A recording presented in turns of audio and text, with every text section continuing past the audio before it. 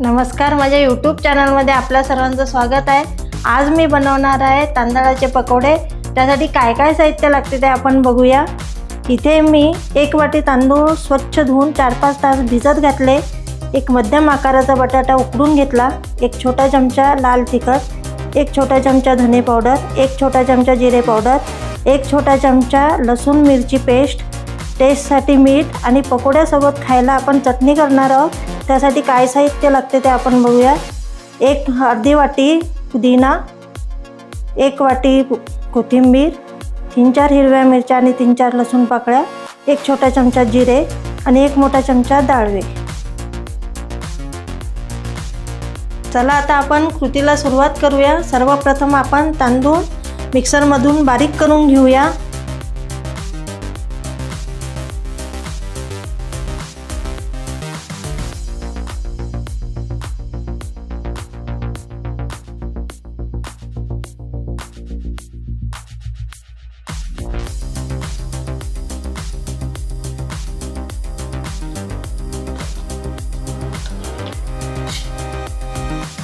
रवेदार काढायचं, इडलीला काढतो तसं काढायचं आहे बॅटर, जास्त बारीक नाही काढायचं।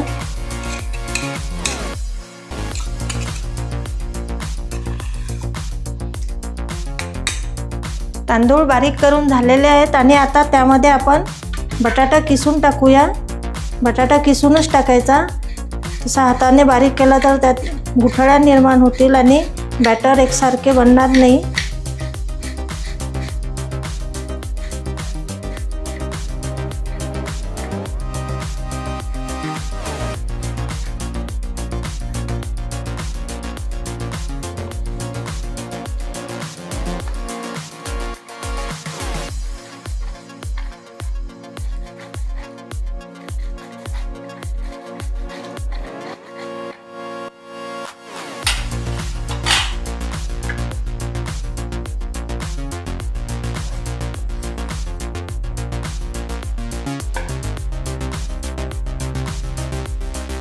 बटाटा किसून झालेला आहे आणि आता आपण त्यामध्ये बाकीचे साहित्य मिक्स करून घेऊया। तिखट टाकलं, धने पावडर टाकली, जिरे पावडर टाकली, मिरची पेस्ट टाकली,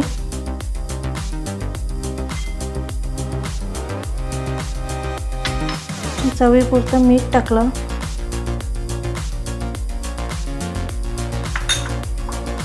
हे सारखं मिक्स करून घेऊया।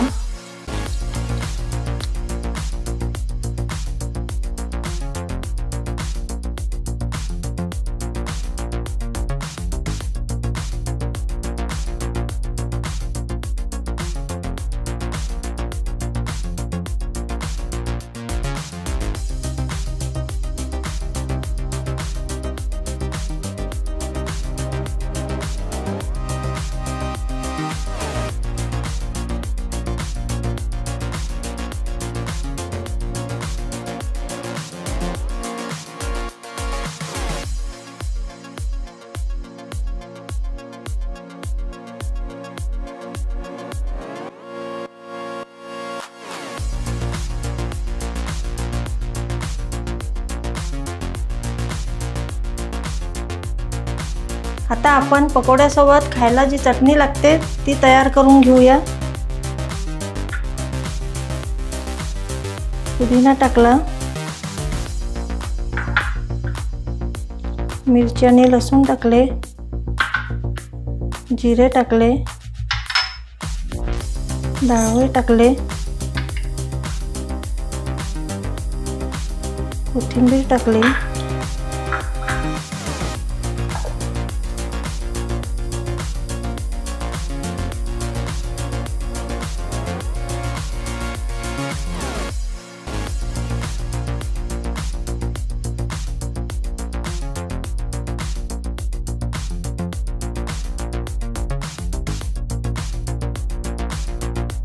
पकोड्याच्या बॅटरमध्ये आपण आता कोथिंबीर टाकून घेऊया।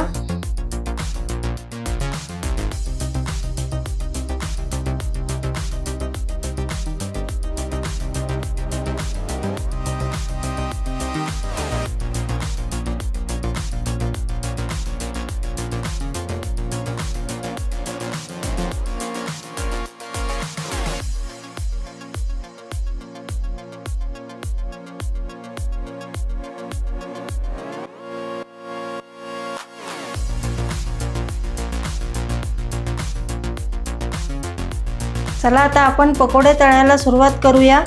इथे मी आधीच कढईत तेल ठेवलं होतं गरम करायला। पकोडे आपण हातानेच टाकणार आहे, छोटेसे गोल गोल टाकायचे। पकोड्यामध्ये तेलाचं मोहन टाकण्याची गरज नाही आहे, तांदळाचे असल्यामुळे क्रिस्पी होतात।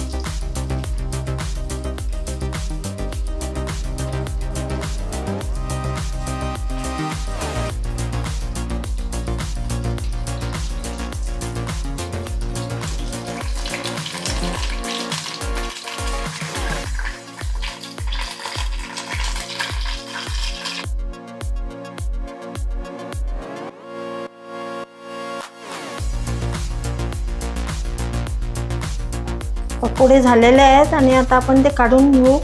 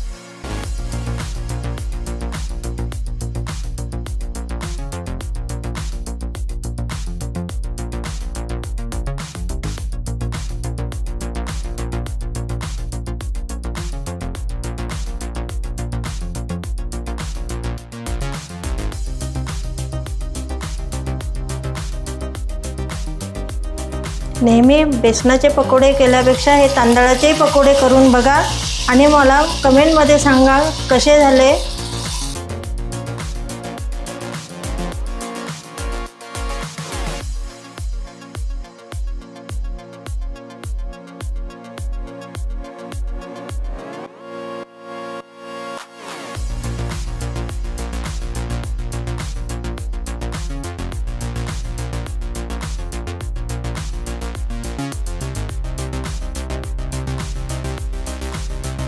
आपले पकोडे तळून तयार झालेले आहेत आणि आता आपण डिश सर्व करून घेऊया।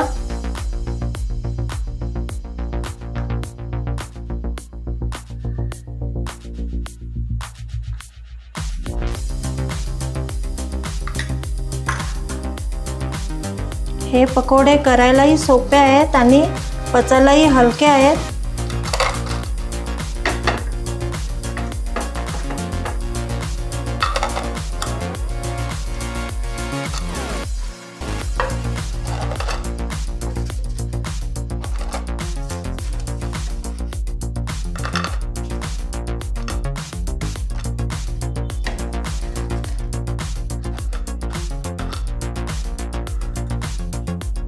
आज मी तांदळाच्या पकोड्याचा व्हिडिओ बनवला आहे।